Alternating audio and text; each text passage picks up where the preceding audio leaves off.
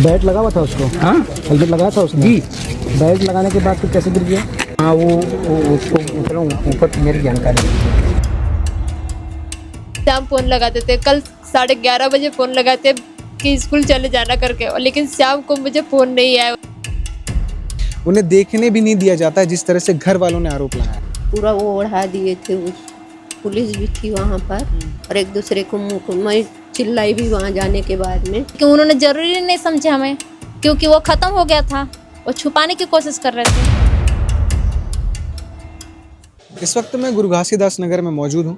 जामुल थाना क्षेत्र के अंतर्गत ये पूरा एरिया आता है। वार्ड क्रमांक 25 है। आप ठीक मेरे पीछे भीड़ देख सकते हैं। शिव कुमार सोनी, जिनकी उम्र 32 वर्ष बताई जा रही है, अब वो इस दुनिया में नहीं। परिजनों का कहना ये है कि कंपनी वाले अगर उनको सेफ्टी उपकरण दे देते या उन्हें ध्यान देती कि वो किस ऊंचाई में काम कर रहे हैं, तो उनकी ज़िंदगी बच जाती।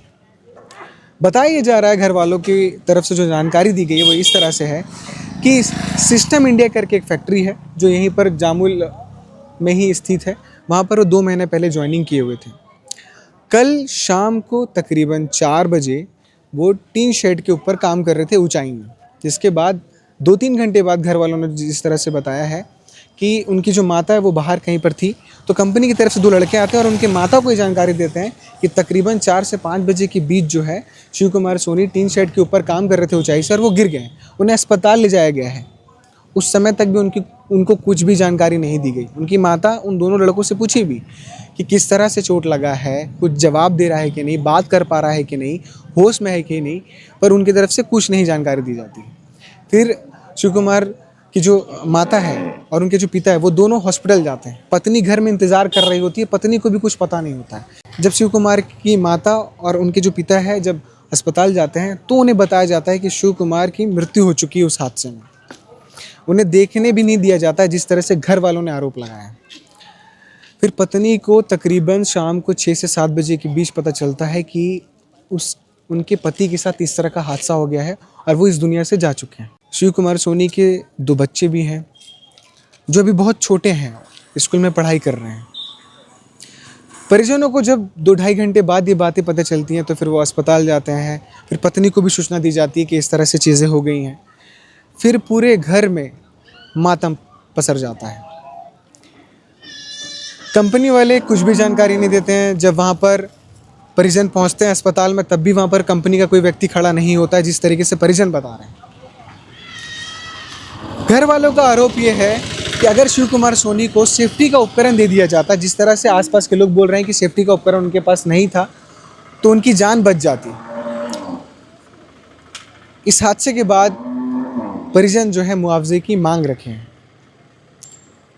कितना मांग रखे हैं, क्योंकि हादसा हो जाने के बाद कई घंटों बाद आज दूसरे दिन, कल ये हादसा हुआ है शाम को, आज दूसरे दिन जो है 10 से 11 बजे के बीच ऐसे सुनने में आया है कि जो कंपनी का कोई व्यक्ति है वो इनके बीच आया है और बातचीत किया है। क्या बातचीत हुई है, किस तरह की बातचीत हुई है और ये हादसा कैसे हुआ है, किस लापरवाही की वजह से हुआ है, घर वालों को क्या जानकारी दी कंपनी वालों की तरफ से, ये सब सारी चीज़ों पर बातचीत करेंगे।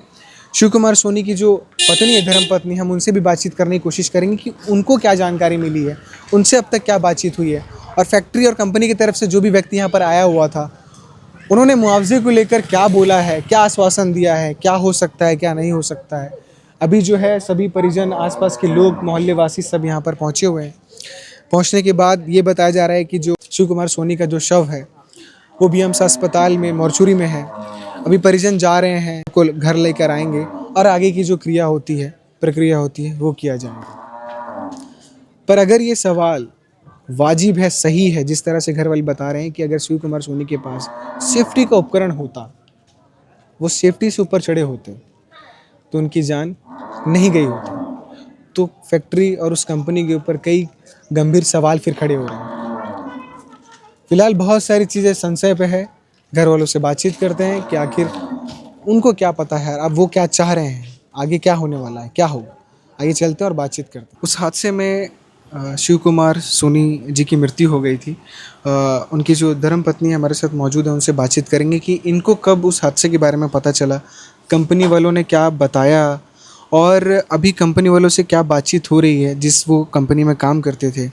ये हादसा कैसे हुआ और हादसा होने की कितने देर बाद इनको जानकारी दी गई और किस तरह की जानकारी दी गई और अब तक क्या बातचीत हुई है उनसे थोड़ा समझते हैं।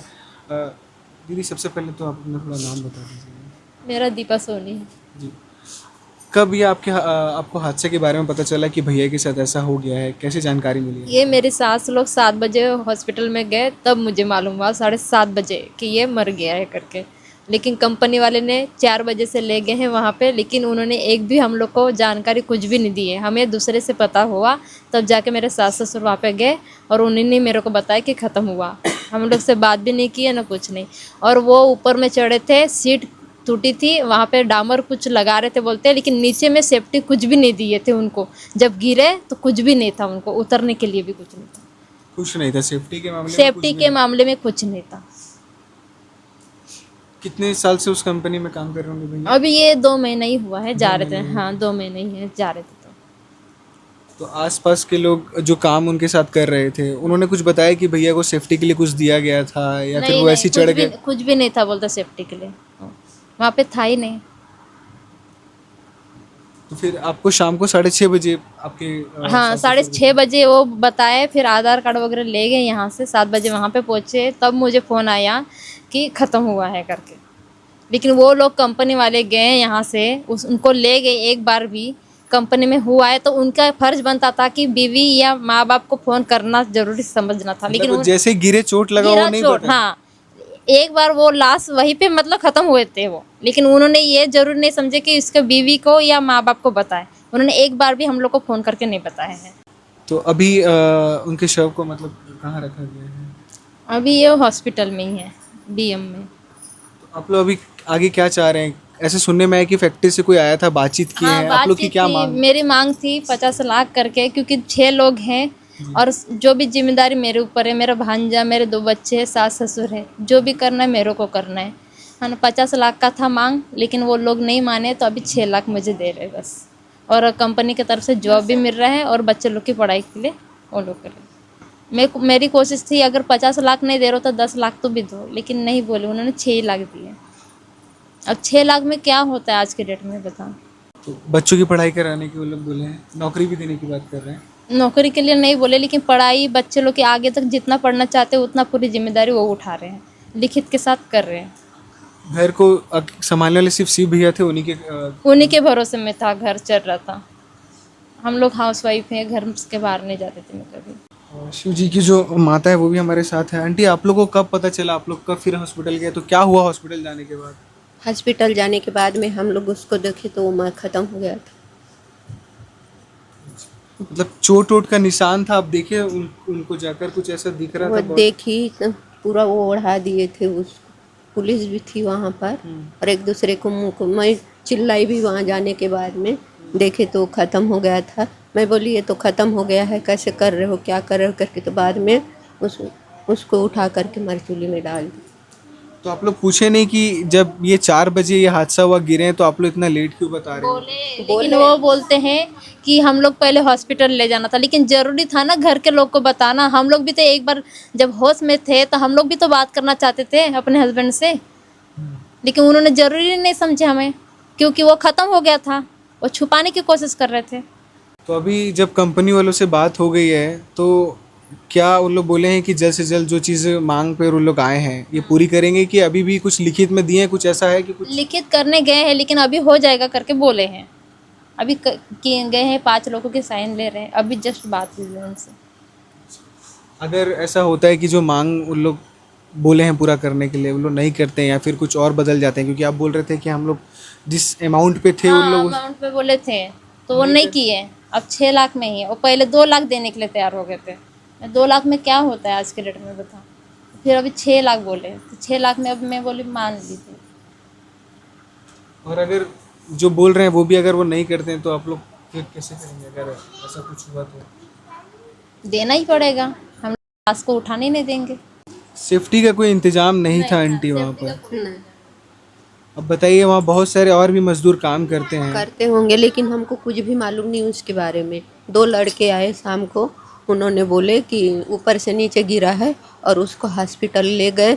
मैं बोलते रह गई, मैंने बोली बोलता है क्या नहीं, कुछ हाथ पैर हिलाता के है नहीं, यानी चोट तो नहीं है, नहीं ऐसा कुछ नहीं है, ऐसे बोले जो लड़के आए थे उन्होंने बोले। वो भी बाहरी लड़के थे, उन्होंने बताया कि चलो ऐसा ऐसा हो गया तो इनको बता दे, लेकिन कंपनी वाले ने कुछ नहीं हमको समझा कि चलो इसके माँ बाप को या बीबी को या बच्चे को बताए करके, कुछ नहीं बताए हमको। कल से ये हादसा हुआ और कंपनी वाले आज कब आए घर? आ जाए। अभी आए? हाँ, वो मतलब 10 बजे आए। मतलब कल से वो जरूरी नहीं समझे कि आके ना एक बार भी फोन किए हम लोग को, ना हमारे पास नंबर था उनका। अब उस जगह पे उस फैक्ट्री में और भी लोग काम करते होंगे, भविष्य में उनके साथ भी ऐसा ना हो, क्योंकि उनको भी अगर सेफ्टी का कुछ उपकरण नहीं दिया जाएगा तो इस तरीके से जिंदगियां खत्म होते चलेगी। जाएगी ना, वही तो सेफ्टी होना बहुत ज़रूरी है। आज हमारे साथ हुआ, कल और किसी और के साथ हो सकता है। तो इस तरीके से आप देख सकते हैं कि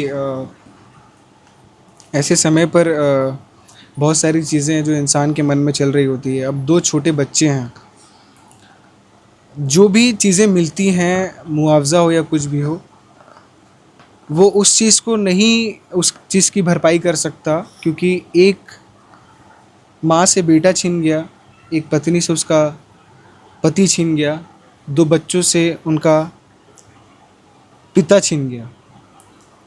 वो कमी और उस भरपाई को मुआवजा कभी नहीं भर सकता। अब आगे की ज़िंदगी कैसे तय करेंगे वो पैसे से तय नहीं हो सकता, मुआवजे की किसी चीज़ से तय नहीं हो सकता। रोज फोन लगाते थे मुझे, सुबह शाम फोन लगाते थे। कल 11:30 बजे फोन लगाते कि स्कूल चले जाना करके, और लेकिन शाम को मुझे फ़ोन नहीं आया उनका। 4:30 बजे बराबर फ़ोन आता था, लेकिन कल एक बार भी फ़ोन नहीं आया मुझे। बस सुबह 11:30 बजे बात की है कि स्कूल चले जाना, बस इतना ही बात बोले और कुछ नहीं। हादसा होने के बाद नहीं जानकारी दिया गया? नहीं दिए, हम लोग को जानकारी कुछ नहीं दिए हैं। हादसा हो गया 2 घंटा 4 घंटा हो गया, उसके बाद भी नहीं बताए। दूसरे के मुंह से सुने हम लोग, तब हम लोग गए हैं। उन लोग कुछ नहीं बताए। उन लोग का फर्ज था पहले बताना था, यहाँ उन लोग बताते तब माँ बाप जाते, तब कंपनी से उठाना था उन लोग को। उन लोग कुछ हम लोग को दिखाए भी नहीं वहाँ, कुछ नहीं दिखाए वहाँ। और कैसे खत्म हुए, वो चोट भी कैसे नहीं बताए। वो इतना भर बोले, हम लोग पूछे तो बोले क्या सीट में क्या वो लगा रहे थे, बोले डांबर लगा रहे थे बोले, और उसको कुछ उसी के कारण वो गिरा है बोले। सीट में पैर रखे वो गिर गया बोले, ऐसे ही बताए उन लोग। आज सब फिर उसके बाद कुछ नहीं आप बताया। लोग कंपनी वाले से पूछे नहीं कि भैया आप लोग सेफ्टी के लिए कुछ वहाँ पर दिए? नहीं दिए है बोलते, भैया सेफ्टी के लिए कुछ नहीं लगाए बोलते। हम लोग वही बात हो रहा था सुबह, तो उन लोग चुप रह गए, जवाब नहीं दे पाए। तो आप देख सकते हैं कि ये परिस्थितियाँ, अगर वहाँ पर कुछ सेफ्टी होता, वहाँ पर और लोग मौजूद होते हैं, सारे इंतज़ाम अच्छे होते हैं, तो एक ज़िंदगी बच जाता और इस घर में ये मातम पसरा नहीं होता। अब जो कंपनी के लोग हैं उनके ऊपर कई सवाल भी खड़े हो रहे हैं। हो सकता है वो कुछ पैसे से भरपाई कर देंगे चीज़ों को, पर जो सवाल है वो तो बना हुआ रहेगा, क्योंकि और भी जो वहाँ पर लोग काम कर रहे हैं उनके ऊपर भी तो खतरा मंडरा रहा होगा अगर उनको सेफ्टी का कोई भी उपकरण नहीं दिया गया होगा तो उन सवालों से अब कंपनी कैसे सामना करेगा और उसे कैसे ठीक करेगा, उस जवाबदेही को कैसे समझेगा, अब तो वो आने वाला समय और आने वाला भविष्य बताएगा। पर एक भविष्य जो इस घर को बनाने का जो भविष्य था वो जा चुका है। उसकी भरपाई कैसे होगी, किसी के पास इसका जवाब नहीं, ना कंपनी वालों के पास, ना इनके पास, ना किसी और के पास। कुछ चीज़ें देने की बात तो कह दिया गया है कि दे देंगे।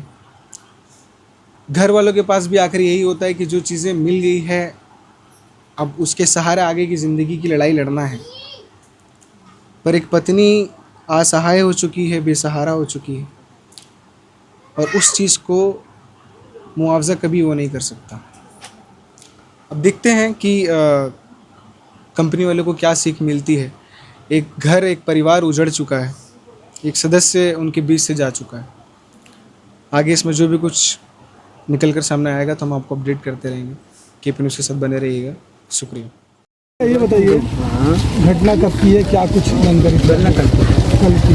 क्या काम हो रहा था वहाँ पे, क्या नाम है? बोलिए। क्या काम हो रहा था? फैब्रिकेशन का। फैब्रिकेशन। कहाँ चढ़ा था लड़का? कंपनी में। मतलब कितने ऊपर से गिरा? 10 फुट का। अच्छा, तो परिवार वाले अब क्या मांग कर रहे हैं? जो भी इन लोगों ने हमको बोला है उनकी सहमत, हमारी सहमत। मतलब कितना बोला है? अभी 2 मिनट में उनको फाइनल बता दूंगा मैं, लेकिन ये मान के चलो कि हमारा उनकी बात सच है। ठीक है, चलिए अपना नाम बता दीजिए। कन्हैया से। हाँ सब है। बेल्ट लगा हुआ था उसको? हाँ हेलमेट लगाया था उसने? जी। बेल्ट लगाने के बाद फिर कैसे गिर गया? बेल्ट लगाने के बाद वो पेशाब करने लिए निकला तो उस समय टाइट करके थोड़ी रखेगा। ऊपर हाँ, था, ऊपर वो से बोला मैं नीचे जा रहा हूँ, नीचे जा रहा जब हूँ, वो पेशाब- गिरा तब उसको बेल्ट लगा हुआ था क्या? हाँ वो उसको मतलब ऊपर की मेरी जानकारी है। ठीक है, ठीक है।